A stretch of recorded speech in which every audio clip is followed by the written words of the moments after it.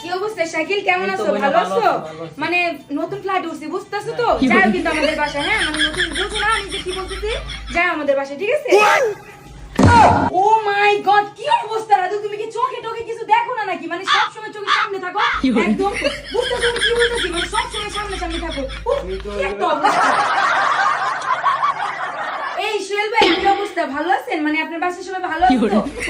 ও ভাই, আপনার বাসায় এত গরম কেন? ইস, কি একটা অবস্থা, পুরো ঘেমে গেছি, বুঝতেছেন? এই একটা এসি টেসি তো লাগাইতে পারেন। হ্যাঁ এসি লাগান, আমরা মাঝে মাঝে আসি তো, এর জন্য বললাম। মানে বুঝতেছেন তো কি বলতে চাচ্ছি? ভাই আঙ্গ এই সবাই করো 17 দিয়ে গেল ভাই, যেটা কিনা আমরা কল্পনা থাকে। এটাই তো আমার এঙ্গ ইঙ্গিত দেয়া গেল, খালি এমন এমন করলো তখন করছে। হ্যাঁ ভাই। ও